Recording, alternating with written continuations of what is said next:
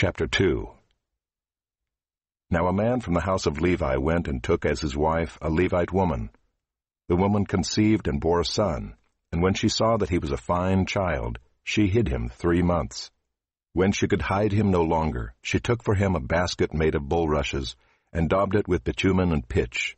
She put the child in it and placed it among the reeds by the river bank. And his sister stood at a distance to know what would be done to him. Now the daughter of Pharaoh came down to bathe at the river, while her young women walked beside the river. She saw the basket among the reeds, and sent her servant woman, and she took it. When she opened it, she saw the child, and behold, the baby was crying. She took pity on him, and said, "This is one of the Hebrews' children."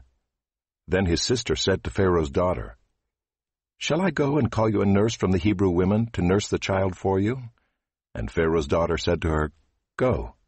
So the girl went and called the child's mother. And Pharaoh's daughter said to her, "Take this child away and nurse him for me, and I will give you your wages."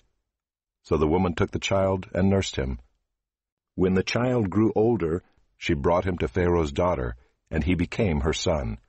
She named him Moses, because, she said, I drew him out of the water.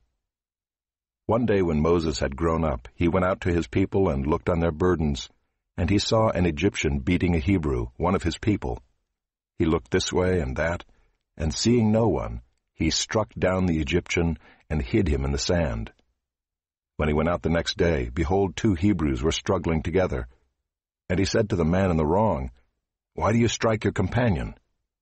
He answered, "Who made you a prince and a judge over us? Do you mean to kill me as you killed the Egyptian?" Then Moses was afraid and thought, "Surely the thing is known." When Pharaoh heard of it, he sought to kill Moses. But Moses fled from Pharaoh and stayed in the land of Midian, and he sat down by a well. Now the priest of Midian had 7 daughters, and they came and drew water and filled the troughs to water their father's flock. The shepherds came and drove them away, but Moses stood up and saved them and watered their flock. When they came home to their father Reuel, he said, "How is it that you have come home so soon today?"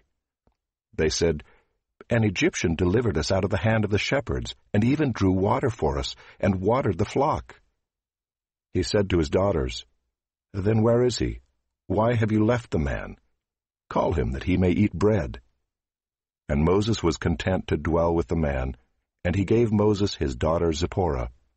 She gave birth to a son, and he called his name Gershom, for he said, "I have been a sojourner in a foreign land."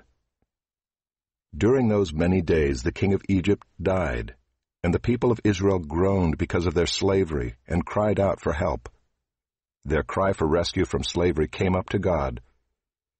And God heard their groaning, and God remembered his covenant with Abraham, with Isaac, and with Jacob. God saw the people of Israel, and God knew.